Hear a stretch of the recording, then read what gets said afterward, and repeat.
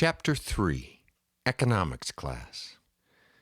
Several decades later, in an economics class at a major university, the idea of cooperatism surfaced again. The students in that class had, at one time or another, retold the events that occurred. We are fortunate to have many interviews and personal memoirs of these students, and therefore have the opportunity to relay these events almost entirely in the students' own words. We begin with Patricia Stanton. She recalls, "I was only taking this course to fulfill a requirement. In those days, I had strong political and philosophical views, but had very little interest in economics. I was more interested in the social ramifications of economics than in the actual principles and theories themselves. The discussions always revolved around the economy. What's good for the economy? What's bad for the economy? Why is this good for the economy? Why is this bad for the economy? It was always about the economy instead of about the people. I was always asking the question, is this good for the people?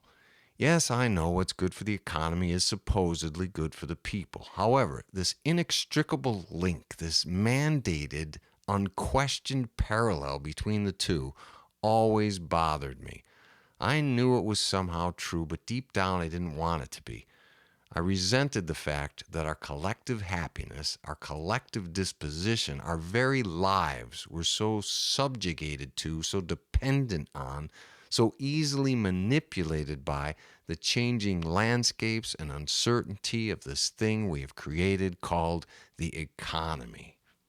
One day, I remember the topic came up about unavoidable economic stratification causing unavoidable social stratification, which was a bit off the beaten track for our discussions, and it piqued my interest. I remember thinking, why? Why must this occur? Why is this inevitable? Shouldn't we figure out how to change the economic landscape to more closely align with our ethics? Anyway, I raised my hand and I said, shouldn't the economics of a capitalistic system be more concerned about ethics in society? Why doesn't society attempt to purposefully craft an economy that will accommodate ethics and individual well-being rather than letting a chance-ruled economy dictate the personal and conglomerate lives of society in general? This was something I'd read in a discourse on the function of modern economics in free society. It was such an enlightening concept for me at the time that I committed it to memory and would pull it out at various times whenever I found myself in a relevant political discussion.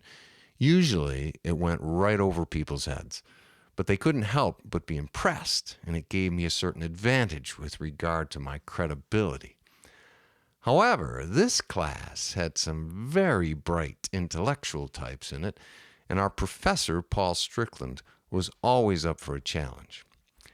I remember Professor Strickland raising his eyebrows. It was evident that this was not the discussion he had planned that day. However, he would occasionally allow us to drift into a somewhat parallel topic just for his own sanity. So he threw it open to the class. "Any takers?" he asked. It was Milt Connolly, who apparently thought I was specifically referring to capitalism as opposed to economics in general, and commented that social stratification was not unique to capitalism. He made the point that all economic systems, whether they admit it or not, cause social stratification. Someone else in class, I think it was Sarah Crandall, she pointed to a possible exception, cooperatism, and said that in that system there was no economic stratification that forced a similar social stratification. Then Jordan LaMarche chimed in and said that cooperatism wasn't even a valid economic system. In fact, it wasn't an economic system at all. And furthermore, he argued, it was only theoretical, completely impractical, unworkable, and unsustainable in any modern industrial society. Again, Strickland raised his eyebrows. Carter Osborne then said he didn't think cooperatism could be so easily dismissed as invalid and unworkable. He agreed that it never actually had been given the test and admitted it had major difficulties. And although it had definite socialist overtones, theoretically the idea was quite interesting. Morgan Jaspers responded that it could never be implemented on any national level because the logistics alone would be overwhelming. Then I think it was Katie Dessinger who asked, "What is cooperatism? Are we supposed to know this? Is this going to be on the final?" The majority of the class was in the dark and had never heard of cooperatism, myself being one. So Strickland began a brief synopsis of Charlene Beckwith's book, Cooperatism. This definitely grabbed my interest, and apparently I was not alone. Due to the flood of questions and comments that arose, Strickland was eager to capitalize on the students' sudden enthusiasm. He tailored the next few classes to more fully explore cooperatism, which apparently he had always found pragmatically unworkable, but fascinating from a more philosophical humanitarian perspective. That's when that economics class became my favorite class. It pretty much turned out to be everyone's favorite class. We had a good group, which was fortunate because not every group would have become so involved in the topic. But this group, for some reason, got very fired up over the pros and cons of this cooperative system. So Strickland ran with it. The big questions and debates obviously centered around why this could or could not work in a modern industrial society. Many of us at the time were questioning our uncertain future.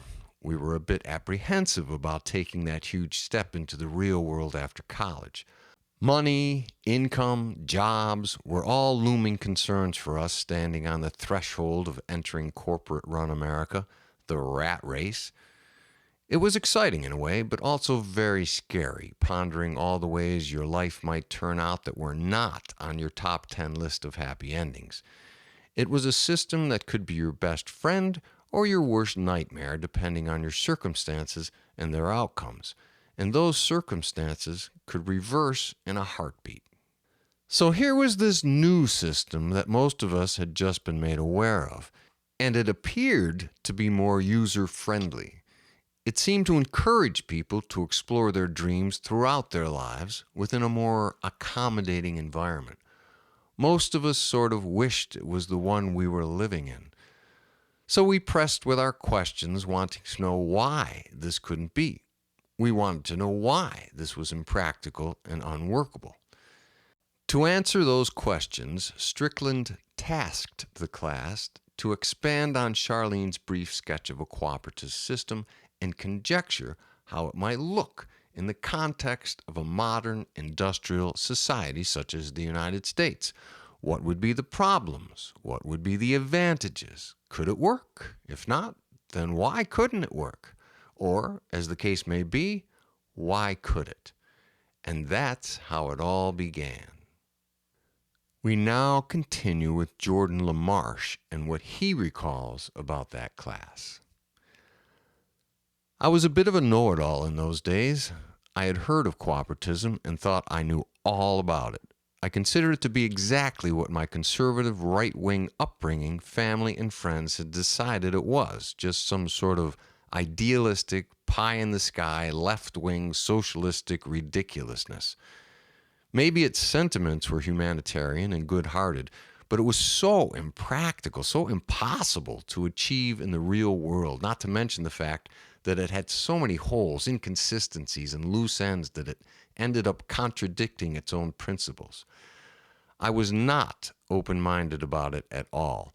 So when Sarah made some comment that implied that it should be considered as some sort of economic system, I figured I'd slam dunk this thing and let everyone know that cooperatism doesn't even rate in this category.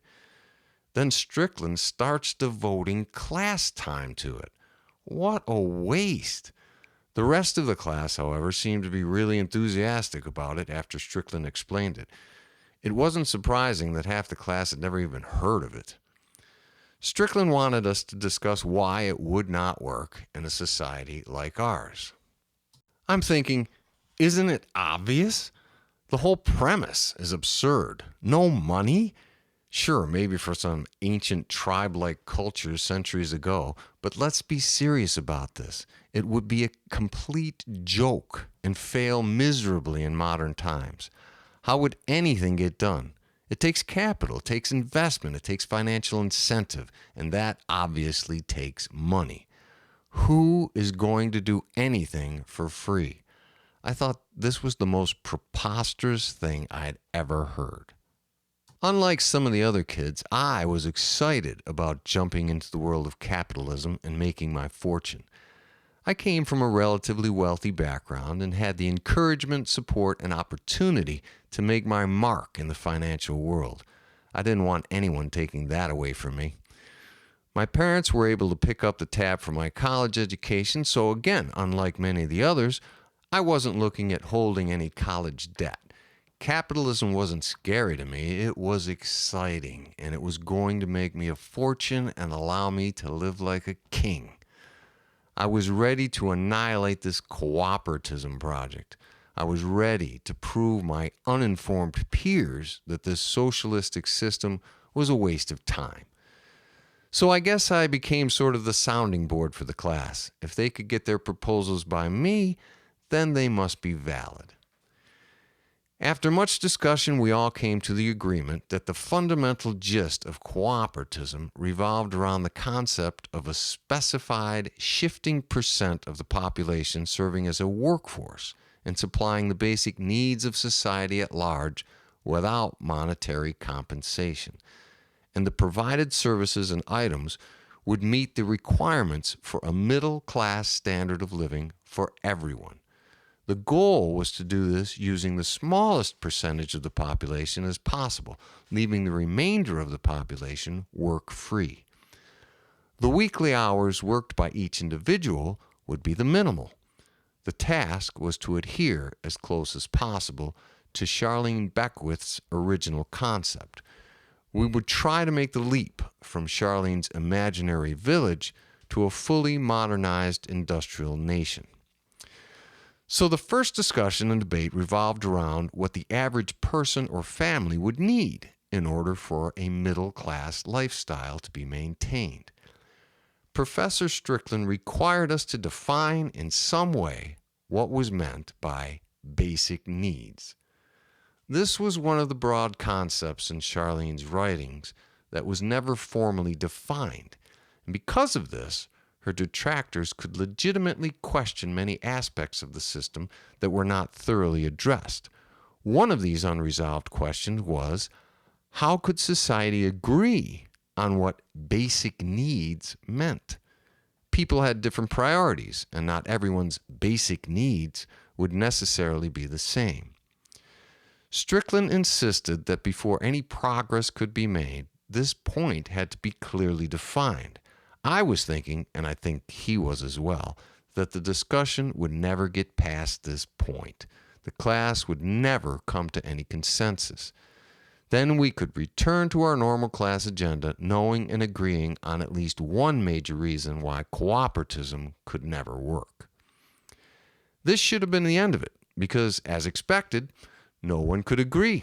We were all just blurting out what we thought should be on the list and arguing against what we thought everyone else's impractical ideas were. But at one point, Mill Connolly suggested we start listing things that were more or less common to the average middle-class household.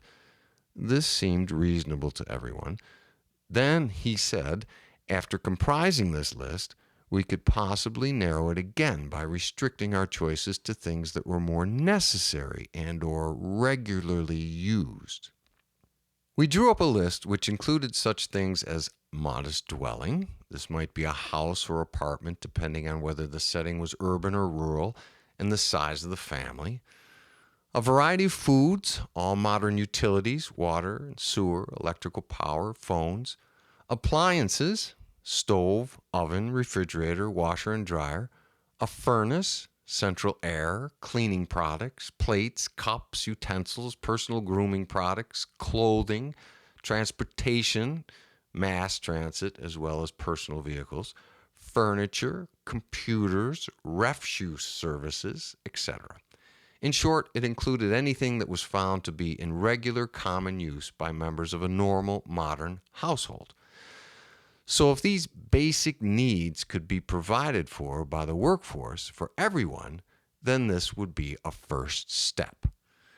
Then I took the opportunity to remind the class that it was one thing to define these things and quite another to actually provide these things to an entire population.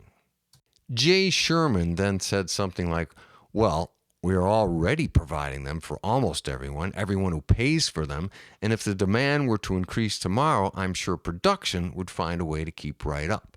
So the only real hurdle would be providing them for free. Exactly, I said.